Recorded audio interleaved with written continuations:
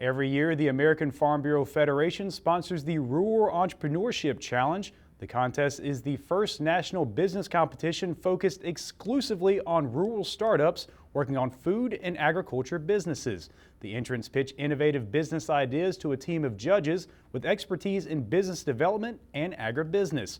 These contestants compete for $145,000 of startup funds.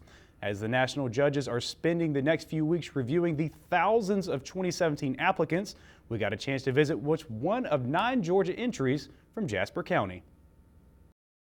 Harrison Family Farm takes old recipes and makes them new again. A lot of the things we make were products that were made out of necessity on the farm, just like our ancestors did. So chow chow, pear relish, all the things that would come in season and you canned them so you could eat them year round. Roger and his 83-year young grandmother Liz are the masterminds behind these small batch products. Liz told us what started as a passion for sampling family recipes has become something much more. We was made to go to the field to chop cotton, pick cotton, and especially in the summertime, there was 6 of us children.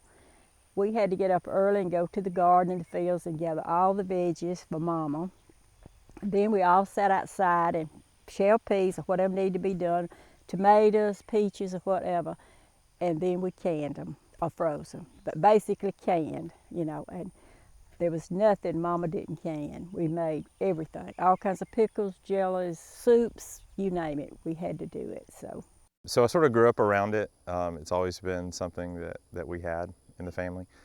I found a recipe for a vinaigrette that I'd never tasted. I went to a restaurant and I loved the vinaigrette, but they didn't produce it for sale. So I worked for a year to find the base recipe because I wanted to remake it into Georgia products. So I took it and tweaked it and started making Georgia products. We grow blueberries here, so we have a blueberry vinaigrette.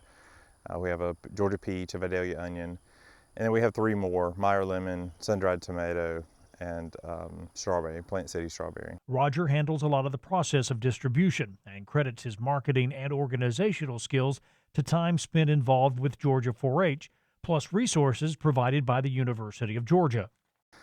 I'm still very involved with Georgia 4-H, and so it was easy to call somebody in food science and say, hey, I'm doing something I've never done before. I was in communications and leadership and citizenship in 4-H. I never did food products. So I went to lunch over in Griffin with some of the folks from food science and just got a crash course. It was early on when we were just developing recipes and found that they're a tremendous resource. I always knew they were there, but just never had the opportunity or the reason to use them. And they really helped guide me on how to start the food business. And you know, they're there for everybody. It's pretty amazing. I've always liked Extension, but I love them even more now. So, the Harrisons have reached out to Janet Etheridge. She's director of operations at Shared Kitchens in Decatur. She helps to get their products ready to market. What we do is we provide the commercial space for food entrepreneurs to produce their own food products, or we also offer the co-packing service, which we will make your food products for you. Legal to sell, you can take it to market and be the next millionaire. As far as the Rural Challenge through AFBF goes, judges will announce 6 semifinalists from all entries and the top 4 teams.